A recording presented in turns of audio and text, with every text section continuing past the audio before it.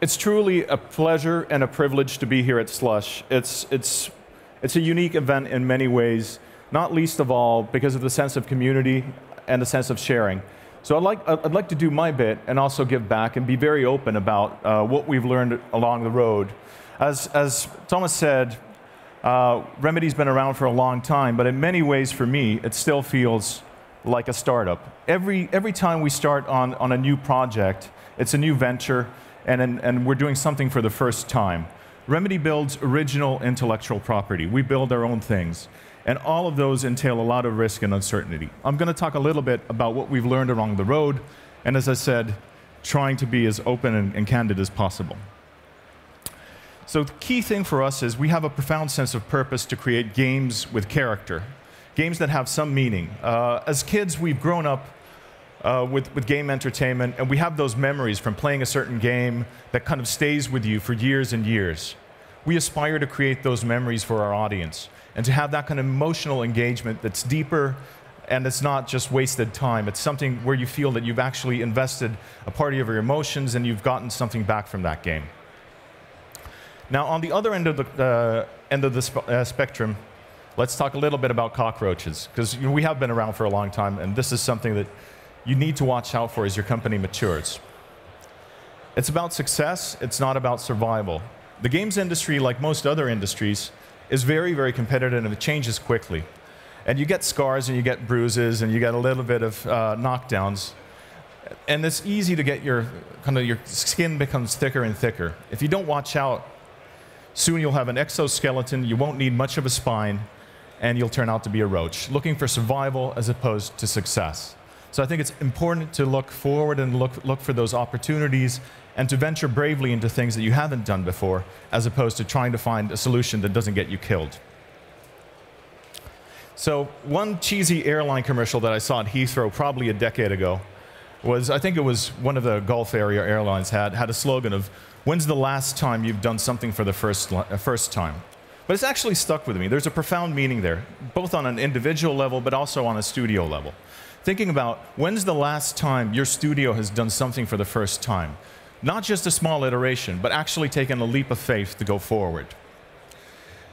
And kind of the pleasantness of uncertainty and having those doubts and questions allows you to explore and to do new things and to push yourself a little bit further. And there's a certain pleasure that comes from finding things out. It turns out that that's actually a very, very good complement for a quickly moving industry. The success in a quickly moving industry is not defined by what you know and what your core competencies are today, but by your ability to learn and to evolve and to do new things. So let me just accentuate that. If there's anything you ever take away from this talk, it's that the ability to learn is more important than what you know today. And for an old studio like us, we have great technology, we have awesome artists, great writers. It's much more important what they're learning than what they've done in the past and the know-how they gathered. So a few steps on our road and pulling out some candid examples of our road ahead.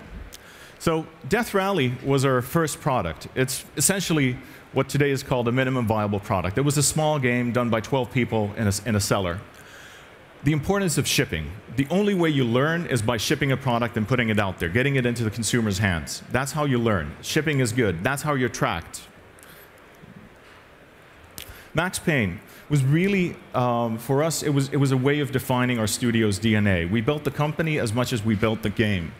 We built our first AAA action game. It was a huge leap forward from Death Rally. One's a top-down racer, the other's a third-person shooter with unique gameplay mechanics and what have you.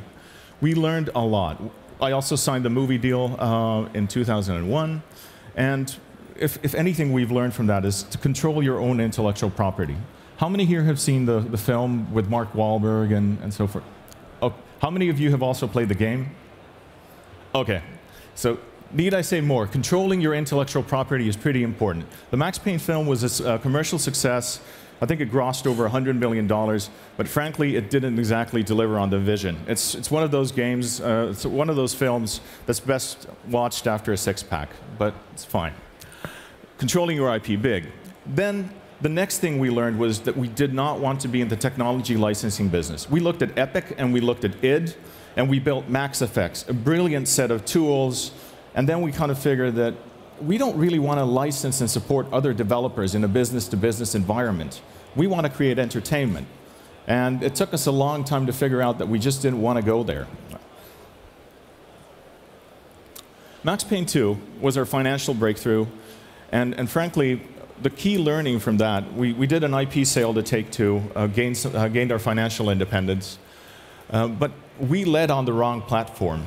And this is a word of warning for those of you who are looking at a market that's booming and doing well. The PC market was booming and doing really, really well in the early 2000s. When Max Payne 1 shipped, we led on the PC and then did console ports later. We repeated that same pattern 18 months later or 2 years later with Max Payne 2. Unfortunately, the PC market in North America had gone from 1.5 billion to 800 million. So it had effectively halved. And we didn't look at the market, we just repeated things that had been successful in the past. Watching out for the market and changing your behavior based on real market information is vital. And we paid for that in sales, especially on the PC. And frankly, we learned the value of a franchise. Building your intellectual property, you don't necessarily need to take that forward yourself. You can also harvest it by selling the intellectual property away, and that can be very, very valuable. And from a writing lesson, if there's anything Sam says, if he has one regret, it's killing a lot of the characters in Max Payne 1. Made it very hard to write a sequel when your key cast is effectively dead. Anyway, Alan Wake. So with Wake, we built a thriller game that was unique and was really, really well received. Time Magazine's Game of the Year in 2010. But we learned a lot from TV in terms of storytelling and format. We built the structure and the pacing of Wake to be akin to a DVD box set. So you'd have a season of a TV series, essentially. And that pacing worked really, really well. We went console first. It was our first console-leading game. And the painful learning from Wake was that fun is greater than innovation. Fun is greater than innovation. Innovation's not always fun, by the way.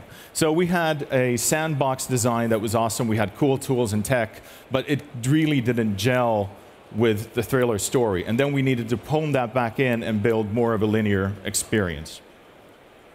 And we also learned about outsourcing failures. We had kind of our key love interest in the game becomes your motivation. As Alan Wake, you're trying to find out what's happened to your wife Alice and where she's gone missing and kind of the deep, dark secrets around that. Now, it doesn't help in delivery if your facial animation is off. If she looks like one of the characters from Shrek in your opening cinematic and you're supposed to be falling in love with her, it doesn't really do you any favors. We had massive outsourcing failure there. We did everything right. We did pilots, we tested these people out, but then when we gave them the volume of cinematics, turns out they couldn't handle it. We got the B team, and turns out the B team couldn't really deliver. Anyway, outsourcing failure. Learned a lot from that. And we also learned the importance of platform holders' love. There are 3 strategies to success in entertainment. 1 is a portfolio. Not everything needs to work out. 2 is strong partnerships, for example, with a platform holder. And the 3rd is luck. I don't really believe in the 3rd strategy, but a lot of people do. Anyway, we came out with Wake when Microsoft was very much focused on Kinect. Turns out we didn't use Kinect in any size, shape, or form. You could see that by not having TV advertisements for our game or really a lot of marketing support. So learning to time and align your interests with your partners is key. American Nightmare, for us, a bit of a departure, went away from a single game studio and started building more of a portfolio and into self-publishing. We learned a lot of discipline. We forced ourselves to a 7-month development cycle with some post-production after that. And we learned a lot about self-publishing. And it turns out open ecosystems are better than walled gardens. We did massively well on Steam, whereas XBLA behaves in a way where you get great sales in the first 2 weeks or so, but really it's not as vibrant or lively as Steam is in terms of an ecosystem. And the same applies for mobile platforms as well. The more open they are, the better they usually are for you. In Alan Wake, we self-published the PC 2 years later, and we also did retail and digital publishing for that. And we learned a lot. The price elasticity of demand is wonderful to see. We gave out Alan Wake essentially for free as a charity drive with Humble Bundle, and we had a lot of units go out, and we thought that was the end of our back catalog because we just given the game out. Turns out, 7 days afterwards, Valve appreciates the game and our efforts and puts it on sale on Steam, and that weekend was probably our second or third best weekend ever. Just putting it out there, everybody could have gotten it for essentially free a week before, but afterwards they're still happy to give you money if you give a good value proposition. And that's where the overwhelming value prop comes in. We were able to give the game, the 2 DLCs, and Alan Wake's American Nightmare together and lower the price. And it turns out when you have such an overwhelming value prop of, let's say, $70 or $80 value, and you deliver it at $20 at a discount, a lot of people will buy. And that is awesome. I can just say I'm loving the digital economy. Death Rally was our first mobile experiment and our first external production. We put a lot of the learnings to use, and we saw that core games can work on mobile platforms as well, and open ecosystems and platform holder support pay off. Apple gave us a lot of features, and we did tremendously well with that, with over 16 million downloads to date. Northlight is our push out of the uncanny valley. We're able to now deliver digital doubles of the actors and have that performance come through as emotionally engaging as possible.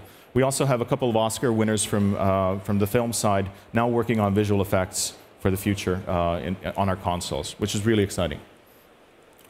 We just released Agents of Storm worldwide a couple of weeks ago, and for us that's a huge leap forward once again. Building a game as a service, running the analytics, the user acquisition, and everything, learning new skills into our studio as well. And for me, it was the first game as a service where we're truly updating that over and over again. And anyway, that's out on iOS, so you can grab it out for free. Quantum Break is our next big thing for Microsoft's Xbox One console. It combines a TV series and a game. In the game, you play the heroes. In the TV series, you see it from the perspective of the villains. In the game, you'll get to make choices, and your choices will impact your TV show. It all ships together. This is our awesome, kind of hairy-brained, big, audacious bet into the future of entertainment. And we think it'll be really, really cool. With Northlight, we can put the characters next to live action, and it doesn't jar. So here's to a transmedia experience that hopefully doesn't suck. And last but not least, we're deploying Northlight also onto cell phones, and we're using that on top of Unity to have emotionally engaging characters. It'll be interesting to see what we learn from that experience. And here's just a very, very brief look at what we're able to deliver. On the right-hand side, you have Alan Wake on the Xbox 360, and on the left-hand side, you see one of our characters running on an iPhone 6 today. And we're able to get higher and higher fidelity onto the phones, and we are really thrilled about the opportunities that opens up for storytelling and gaming. So that'll be pretty cool. So last but not least, I think it's awesome to be here at Slush. This is an event filled with hope, aspirations, and drive. And I'm sure you all share that. And honestly, just aiming high and trying to do those big, audacious things and moves forward is what takes us all forward. Doing something for the first time is key. I'd like to thank you for your time. It's been a wonderful opportunity to talk to you. Ladies and gentlemen, have a great Slush.